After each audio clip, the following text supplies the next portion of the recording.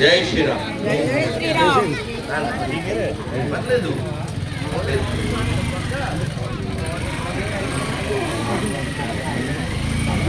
భారత్ మాతా key.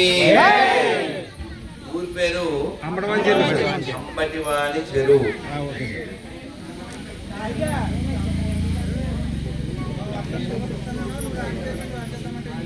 అంబటివాణి చెరువు భక్త బృందకు జై అని ఇక్కడ అంటే మీకు జై చెప్తే మీరు చెప్పరన్నమాట. అమ్మవారిని ఏమంటాం? అంబ అంటే అమ్మ, అవునా? ఇక్కడ పేరుకి తగ్గట్టుగా అంబటివాణి చెరువులో అమ్మవారి దగ్గర ఉన్నాం మనం, అవునా? మరి అమ్మవారిని కీర్తిద్దామా?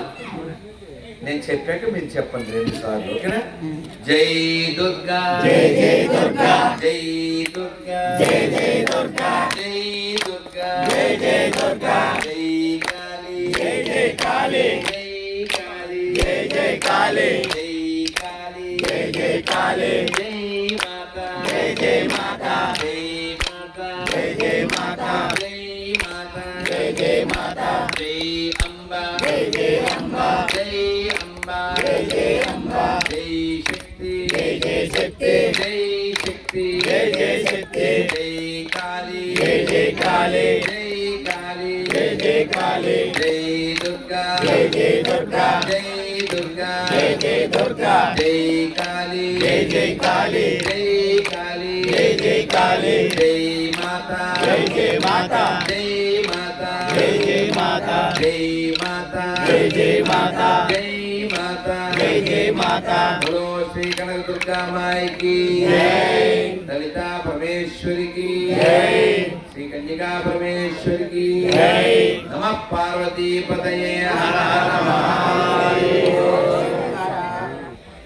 అందరికీ ఒక మంత్రం చెప్తాను నాన్న, అందరూ చక్కగా నమస్కారం మొదలు పెట్టండి, అల్లరి చేయకుండా చెప్పండి. సర్వమంగళ మాంగళ్యే శివే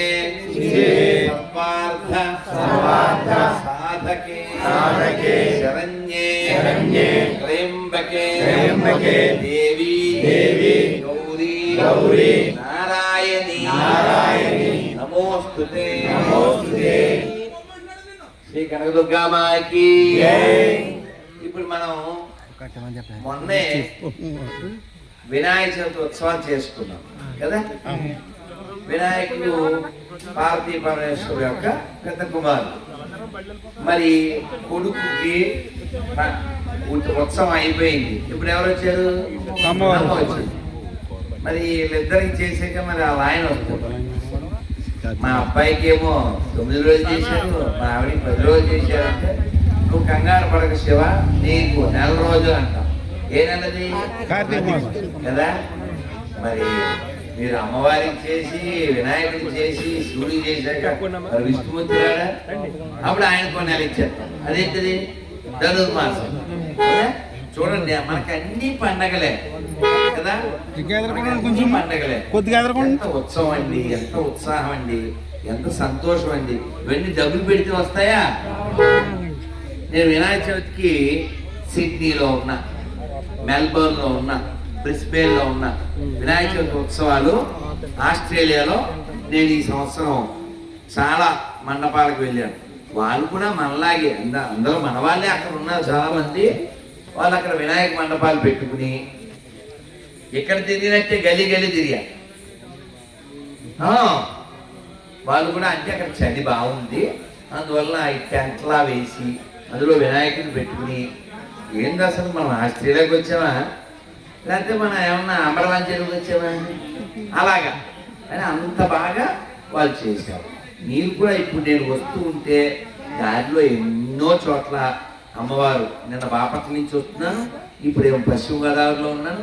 చక్కగా ఇలా అమ్మవారిని అలంకరించుకుని మంచి అలంకారం విద్యుత్ దీపాలు పెట్టుకుని పక్కన కాలువ, లైటింగ్ కాలువ కూడా పెట్టి, అసలు ఈ ఐడియా ఎవరితో వాళ్ళు చెప్పకూడదు కదా మరి కదా. ఇలా చక్కగా కాదు, కాలువలో ఉంది కాదు, కాలువలో ఉంది వాటరు, అంబటివాని చెరువు వాళ్ళ దగ్గర ఉంది మేక కదా. మరి కదా మన దగ్గర భగవంతుడు ఎన్నో ఇచ్చాడు, మనం గ్రహించాలి ఎందుకు ఇచ్చాడు, ఏమి ఇచ్చాడు మనకు చెప్పండి. ముఖ్యంగా భగవంతుడు చెప్పండి. నీ పేరమ్మా కళ్యాణ్, గట్టిగా ఈ ఆలోచన అద్భుతం కదా. సమాధానం విన్నారా? మనం భగవంతుడికి అమ్మవారికి మనం ఎందుకు కృతజ్ఞత కలిగి ఉండాలి అంటే మనకి దేహం ఇచ్చాడు. ఈ దేహం లేకపోతే మనం మాట్లాడగలమా, చూడగలమా, ఆలోచించగలమా, ఏదైనా చేయగలమా? మరి ఇచ్చినటువంటి భగవంతుణ్ణి అప్పుడప్పుడు మన పని అవ్వలేదని చెప్పి ఉన్నావా అసలు ఉన్నావా అని సాంగ్లు వేస్తుంటాం. అంతేగాని అన్ని బాగున్నప్పుడు తిన్నావా నువ్వు తిన్నావా అని మాత్రం అడగం మనం. ఎందుకంటే మనకి ఏదన్నా లేనప్పుడు గుర్తొస్తుంది. కానీ ఎప్పుడూ మన మనస్సులో కృతజ్ఞతని కోల్పోకూడదు. కృతజ్ఞత అంటే ఏంటి? ఏదైనా ఉదాహరణకి ఇప్పుడు ఇక్కడి నుంచి పాలకొల్లు ఎంతో మంది 7 కిలోమీటర్లు ఎవడో దింపాడండి బండి మీద, దిగ్గానే ఏం చెప్తావు? అంటవా?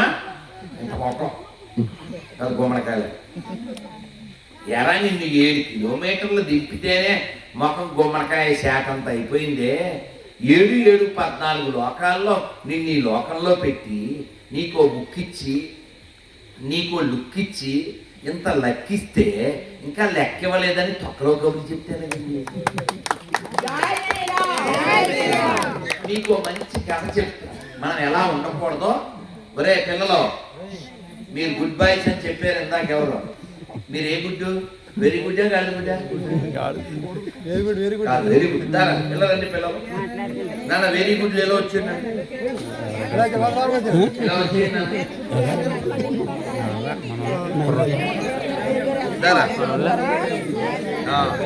మా ఫ్రెండ్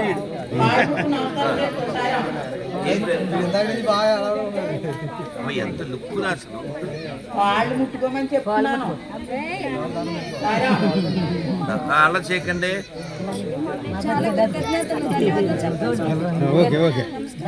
రైట్, సూపరే. రైట్. అరే నాకు టైం అవుతుంది, అలా చేయకండి. అందరూ వినాలి, మాట్లాడకండి. మళ్ళీ వస్తున్నాను కూర్చొని చెప్తాను. నేను మీకు కథ చెప్తానా, వినాలా? అందరూ ఒకసారి 2 చేతులు పైకెత్తండి, చక్కగా చెప్పండి. హరే కృష్ణ హరే కృష్ణ కృష్ణ కృష్ణ హరే హరే హరే రామ హరే రామ రామ రామ హరే హరే గోవిందా. నువ్వు ఎలా పైకి చెప్తా? పైకి 2 నిమిషాలు ఆలోచన చేయకండి. అక్కడికి వెళ్ళి మరొకసారి 2 చేతులు పైకెత్తండి, చెప్పండి చక్కగా. హరే కృష్ణ హరే కృష్ణ కృష్ణ కృష్ణ హరే హరే హరే రామ హరే రామ రామ రామ హరే హరే గోవిందా. బాగా వినాలి. మనిషి ఎలా ఉండకూడదు అనేది కూడా తెలుసుకోవాలి, ఎలా ఉండాలి అనేది తెలుసుకోవాలి. ఒక అడవిలో ఒక నక్క అడవిలోకి వెళ్ళాక